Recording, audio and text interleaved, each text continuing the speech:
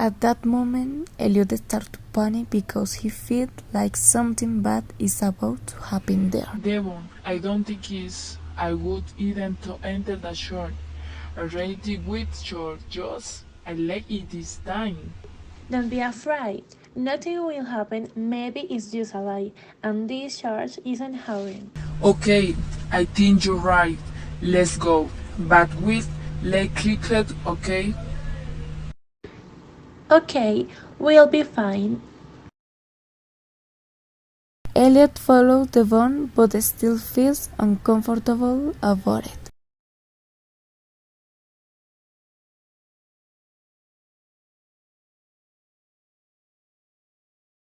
They enter, and as they explore and walk through the nooks and crannies of the church,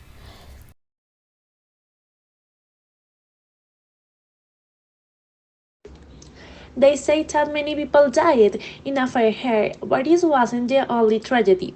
They say that after the charge was a revolt. The press went mad and started killing everyone. Are you serious? Devon begins to tell the story of what happened there. Suddenly, he hears a noise.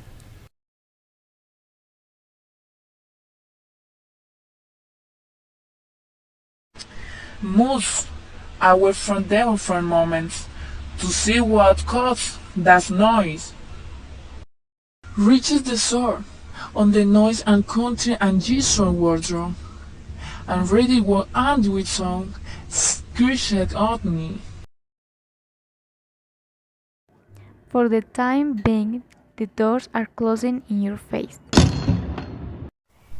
Devon continues to explore the church, somewhat disappointed because he hasn't found anything that impresses or frightens him. He spent quite some time looking for something else, but saying nothing else decides to leave. The interesting thing is that he ends up forgetting that he had left with Elliot. He shouts as loud as he can, hoping Devon can hear him, but something drags him away without a trace of him. Leaving everything behind and finally lives alone.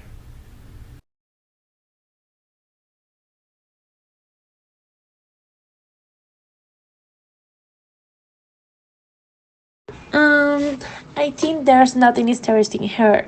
It's just a hoax, and this place isn't harrowing at all.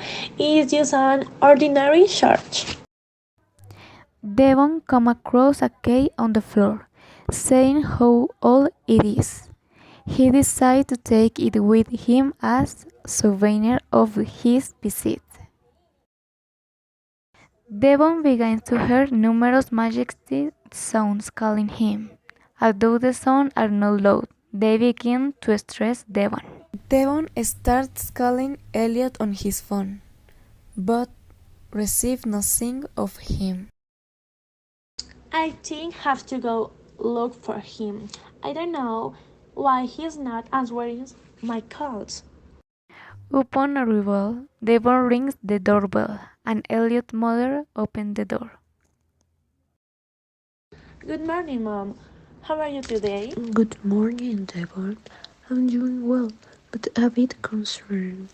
Mrs. Miller has a tired appearance, with dark circles under her eyes that clearly show she has not rested in days. I haven't heard from Elliot in several days. I haven't seen him since he went with you. I thought you might know something. Mrs. Miller, I am going to look for Elliot, and I have to find him. I'll call you if I have any news about him. Of course, Devon. I'll be waiting if he comes here. Please call me if you find out anything. Once again finds himself in that church, hoping to rediscover his friend and remember the last time they were there. He searches everywhere but can't find a single trace of him. But at one point he feels something that pushes him toward an odd closet. He strangles with the door to see what's so compelling about it, but to no avail.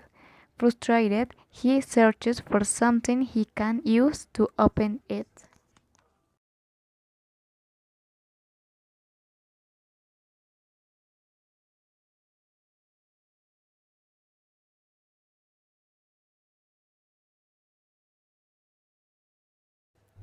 He sees a stone and tries to break the cabinet with it, but does not succeed.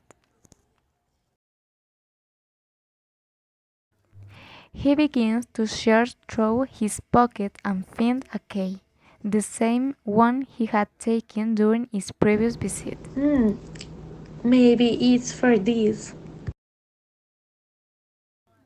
Devon enters the closet, which is completely dark and silent. At that moment, the door slams shut and drags him to another location. At that moment, Devon feels a comeback, something draining him of energy.